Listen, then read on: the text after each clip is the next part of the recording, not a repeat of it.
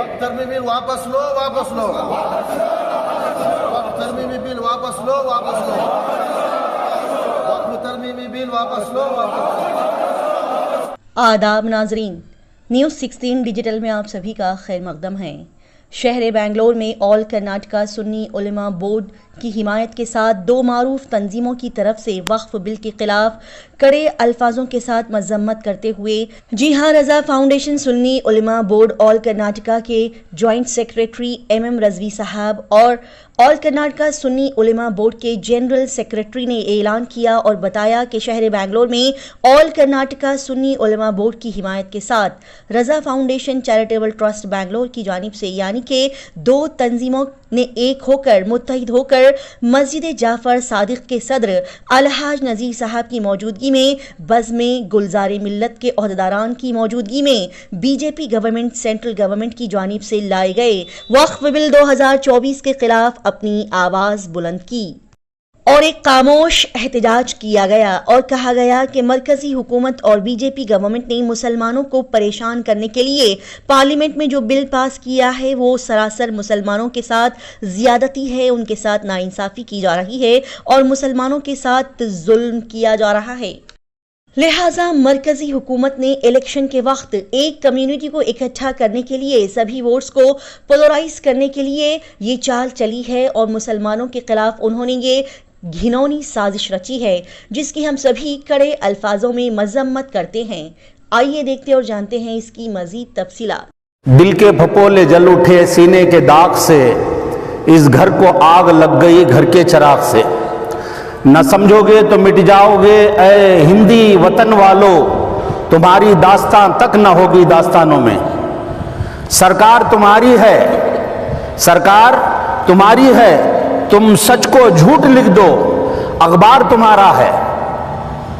सरकार तुम्हारी है, तुम सच को झूठ लिख दो अखबार तुम्हारा है। इस दौर के फरियादी जाएं तो कहां जाएं, कानून तुम्हारा है, दरबार तुम्हारा है। आज दरबार तुम्हारा है बेशक। आज जो तुमने हिंदुस्तान में जो नंगा नाच खेला है, आज वक्फ बोर्ड के ताल्लुक से वक्फ बोर्ड की ज़मीन जो है ये हमारे पुरखों की, हमारे बुजुर्गों की ज़मीन है। इस ज़मीन के ऊपर आपने जो आंख आज दिखाई है, ये गलत नज़रियात आपने जो रखा है, इस बिल को ज़रूर वापस लेना पड़ेगा।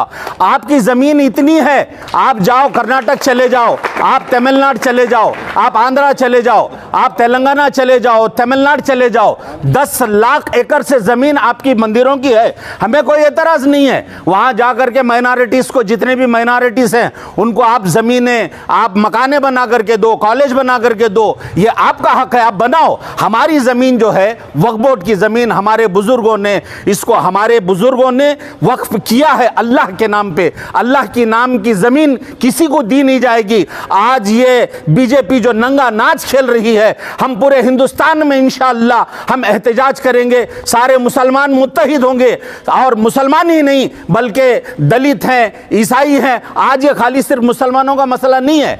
आज ये मुसलमानों की ज़मीन छीन करके ये बता रहे हैं कल दलित की ज़मीन छीनेंगे, कल ईसाइयों की ज़मीन छीनेंगे। ये हम बिल्कुल इस चीज़ की मजम्मत करते हैं कि हम कभी नहीं चाहेंगे कि वक्फ बोर्ड की ज़मीन को ये बिल्कुल नाजायज़ तरीके से कब्जा करें। तो लगातार एहतजाज हो रहे हैं, लेकिन कानून भी बन चुका है। कानून बनेगा, हम एहतजाज जारी रखेंगे इंशाअल्लाह। हम एहतजाज जारी रखेंगे। देखिए, हर दौर में एक फितना उठा है। फिरौन भी आया था मगर चला गया, शद्दाद भी आया था वो भी चला गया, अबू जहल भी दावा किया था, ऐसे बहुत दावेदार आए और चले गए। तुम्हें भी जाना है एक दिन इंशाअल्लाह, तुम भी ज़रूर जाओगे, ज़रूर जाओगे। ये ज़मीन तुम्हारे लिए कायम नहीं रहेगी इंशाअल्लाह। ये ऐसे दावा करने वाले सब चले गए इंशाअल्लाह। हमें उम्मीद है कि सारे मुसलमान मुत्तहिद होकर के जो इन्होंने खेल खेला है वापस हम ज़रूर इसको वापस करेंगे और इनको वापस लेना पड़ेगा।